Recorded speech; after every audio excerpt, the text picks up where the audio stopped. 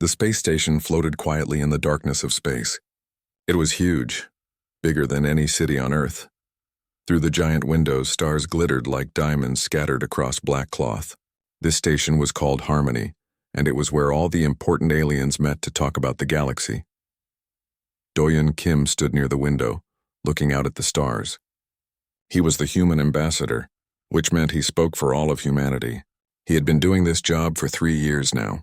3 long years of talking, waiting, and being patient. Today, his patience was finished. Behind him, the big meeting room was full of aliens. There were 14 different kinds of alien species in the room. Some looked like living crystals that sparkled in the light. Others were like clouds of gas trapped inside special suits. Some were very old, older than most stars in the sky. These aliens had built cities and empires before humans even learned to make fire. Doyon had worked hard for 3 years. He had been polite and careful with his words.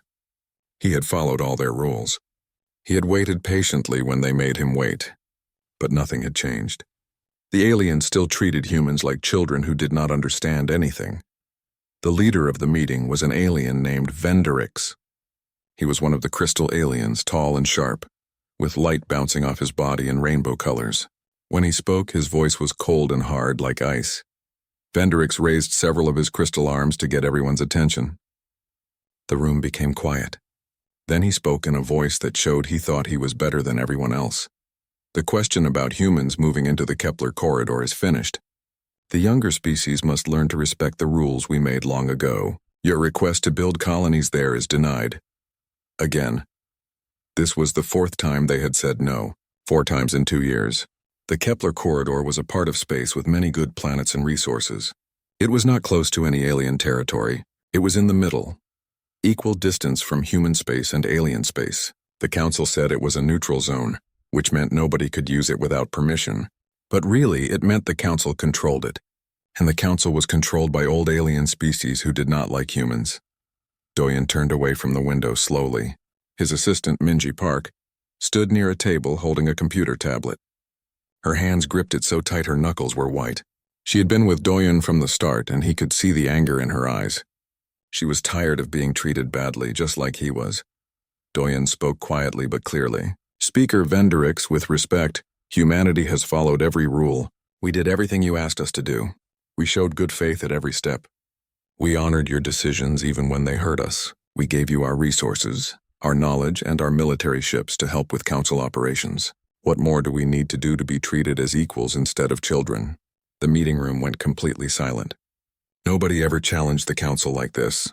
Most alien species had learned long ago that it was easier to just agree and be quiet. Vendorix tilted his crystal head to one side. It was like he found Doyon's words funny.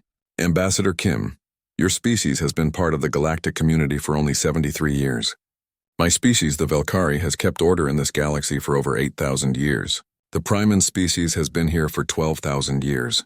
You must understand that from our view, your demands for equal standing are too soon. You are too young. Doyon repeated the word slowly. Demands? I made a request, Speaker. A request based on your own laws. Article 7. Section 12 clearly says that any species that helps with council military operations for more than 5 years gets full voting rights on territorial disputes. We have helped for 7 years now. Another alien spoke up. This one was named Thrain, from the very ancient Primean species. His voice was old and wheezy, coming through a machine that translated his words. That rule was written when we faced big threats and needed many soldiers. Things are peaceful now. The security situation is stable. Your reading of the rule is too literal. You take it too seriously. Minji could not stay quiet anymore. She stepped forward, her voice shaking with emotion. Our interpretation? We lost 4,000 people defending Valkyrie colonies when the Skoran raiders attacked them. We lost another 2,000 protecting Primean trade routes. How many of your people died in those operations? Vendorix spoke with a voice as cold as ice. Miss Park, emotional outbursts are not appropriate for council meetings. Doyon gently put his hand on Minji's shoulder. She stepped back, her jaw tight with anger. Doyon turned to face all the alien delegates. He looked each of them in the eyes one by one. What he saw in their eyes was not hate. It was something worse. They did not care. To them, humans were just useful tools, nothing more. Doyon spoke clearly and calmly. I see. Then let me be very clear too. I formally withdraw humanity's petition for colonization rights in the Kepler corridor. Vendrix made a small sound like chiming bells. A wise decision, Ambassador. Perhaps in another century or two, when your species is more mature, Doyen interrupted him. I also withdraw humanity from the Galactic Council, effective immediately. Starting right now. The room exploded with noise. Not angry shouts, but shocked gasps and surprised voices. No species had ever left the Council voluntarily. Never. The idea was unthinkable. The Council meant protection, trade, and access to technology and knowledge collected over thousands of years. Leaving the Council meant being alone in a dangerous galaxy. Vendrix raised several arms to make everyone quiet. When the room settled down, he spoke again. Ambassador, you cannot be serious. Reconsider this rash decision. Think about what you are doing. Doyen cut him off again. I am completely serious, Speaker. Humanity came to this council looking for partnership, looking for friends and allies. What we found was a hierarchy that values age over ability, tradition over justice, and ancient history over present merit. You asked what more we must do to be treated as equals. I now understand the answer. Nothing we do will ever be enough. You do not want equals. You want servants. You want us to obey and be grateful for scraps from your table. Doyen began gathering his papers and files with slow, careful movements. Minji did the same, her movements sharp and angry but controlled. Thrain's old voice spoke with a warning tone. Think carefully about this decision, Ambassador. Outside the Council you have no protection, no guarantees. Your merchant ships could be attacked and stolen. Your colonies could be raided by pirates. The Council maintains order in this galaxy. Without us, there is only chaos and danger. Doyen stopped at the door of the meeting room. He turned back to look at them one last time. Then I suppose we will see how well humanity handles chaos.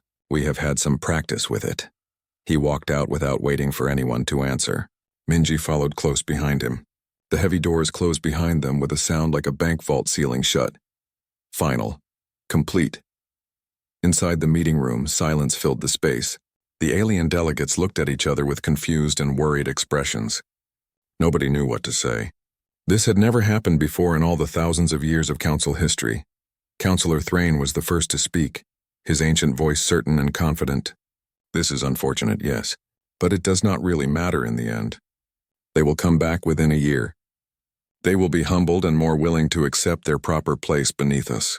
They need us more than we need them. Vendrix was not so sure. Something about Doyen's final words bothered him.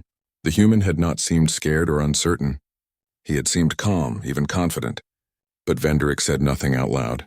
The council moved on to talk about other business, other planets, other problems. They would all come to regret their decision. They would learn that humanity was not like other species. Humans did not beg for scraps. They did not wait patiently for permission. When pushed too far, they pushed back. The galaxy was about to change. The old aliens just did not know it yet.